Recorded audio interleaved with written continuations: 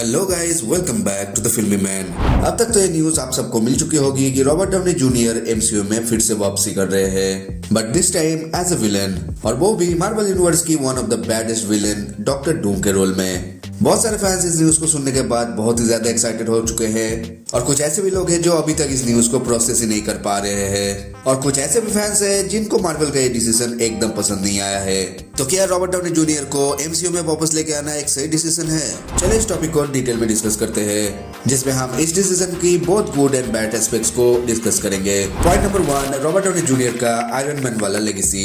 Robert Downey junior का Tony Stark बनना सिर्फ एक रोल नहीं था, ये एक एरा था। 2008 में आयरन मैन की रिलीज से लेकर 2019 के एवेंजर्स एंड गेम तक आरडीजे ने इस कैरेक्टर को एक कल्चरल फिनोमेनन बना दिया, और रॉबर्ट डाउनी जूनियर का टोनी स्टार्क बनने का सफर एमसीयू के लिए एक आइकॉनिक मोमेंट था। टोनी स्टार्क सिर्फ एक सुपर हीरो नहीं, बल्कि एक फ्लॉड ह्यूमन कैरेक्टर था जो अपने स्ट्रगल्स और ट्रायम्फ्स के थ्रू ऑडियंस से कनेक्ट करता था।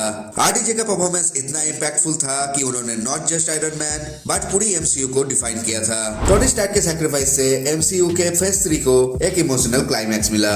पॉइंट नंबर 2, डॉक्टर डूम कौन है? डॉक्टर डूम मार्वल कॉमिक्स का एक आइकॉनिक विलन है। विक्टर वॉन डूम यानी डॉक्टर डूम एक साइंटिफिक जीनियस होने के साथ साथ एक स्किल्ड सॉर्सरर भी है। वो लैथवरिया नामक एक कंट्री का रूलर है, और उसकी एम्बिशन हमेशा से वर्ल्ड डोमिनेशन रही है। डॉक्टर डूम की एक कॉम्प्लेक्स बैक स्टोरी है जिसमें ट्रेजेडी और मेगलोमेनिया मिक्स है, जो सच में इसे एक यूनिक विलेन बनाती है। एमसीयू के लिए डॉक्टर डूम को इंट्रोड्यूस करना एक बोल्ड स्टेप होगा, स्पेशली कंसीडरिंग के फैंटास्टिक फोर भी एमसीयू में आ रही है। आरडीजे को इस रोल के लिए कास्ट करना एक अनएक्सपेक्टेड चॉइस है, लेकिन ये मार्वल के फ्यूचर प्लान्स के लिए एक गेम चेंजर हो सकती है, considering RDJ's acting skills and fan following. Point number 3, RDJ as Doctor Doom का पोटेंशियल बेनिफिट्स। बिजनेस वाइज देखा जाए तो रॉबर्ट डाउनी जूनियर एक ऑडियंस मैग्नेट है, और उनका फैन फॉलोइंग भी काफी अच्छी खासी है। अब उनके एमसीयू में ना रहना एमसीयू के बिजनेस को किस तरह से हर्ट किया है वो हम सबको पता है। आरडीजे का एमसीयू में वापस आने से अपने आप ही एक मैसिव हाइप क्रिएट हुआ है। उनकी फैन फॉलोइंग बहुत ही बड़ी है, और उन्हें एक नए विलेनस अवतार में देखना सबके लिए एक्साइटेड होगा, और आरडीजे का एक्टिंग स्किल्स उसके मल्टीफेस नेचर को इफेक्टिवली पोर्ट्रे कर सकता है। टोनी स्टार्क के कॉन्ट्रास्टिंग रोल में आरडीजे का ट्रांसफॉर्मेशन देखना इंटरेस्टिंग होगा। वो डॉक्टर डूम के चार्मिंग यट टेरिफाइंग पर्सोना को परफेक्टली कैप्चर कर सकते हैं, जो ऑडियंस के लिए एक यूनिक एक्सपीरियंस होगा।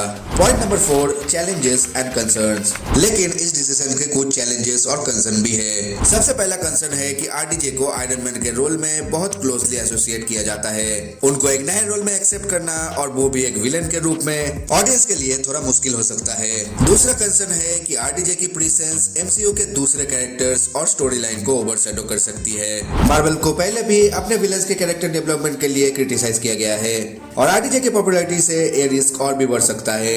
ऐसे में ये देखना इंटरेस्टिंग होगा कि स्क्रिप्ट और डायरेक्शन डॉक्टर डूम को कैसा पोर्ट्रे करते हैं, ताकि वो एक वेल राउंडेड कैरेक्टर बन सके। Point number 5, the bigger picture for the MCU. अगर हम एमसीयू का बिगर पिक्चर देखें तो आरडीजे का डॉक्टर डूम के रूप में वापस आना एमसीयू के लिए एक नया चैप्टर को ओपन कर सकती है। मार्वल के रिसेंट प्रोजेक्ट्स ज्यादा कॉम्प्लेक्स नैरेटिव्स और मैच्योर थीम्स को एक्सप्लोर कर रही है, और डॉक्टर डूम का कैरेक्टर इन थीम्स को एक्सप्लोर करने का एक परफेक्ट मीडियम हो सकती है। इमेजिन करें डॉक्टर डूम का नया एवेंजर्स और फैंटास्टिक फोर के साथ इंटरेक्शन कैसा होगा। इससे नया स्टोरी आर्क्स और कॉन्फ्लिक्ट्स को एक्सप्लोर करने का स्कोप मिलेगा। एमसीयू का करंट फेस बहुत ही डायनामिक है, और आरडीजे का इसमें विलन के रूप में वापस आना इस डायनामिक को और भी एनहांस कर सकता है। तो कंक्लूजन ये है कि रॉबर्ट डाउनी जूनियर को डॉक्टर डूम के रूप में कास्ट करना मार्वल की तरफ से एक बहुत ही बोल्ड मूव है।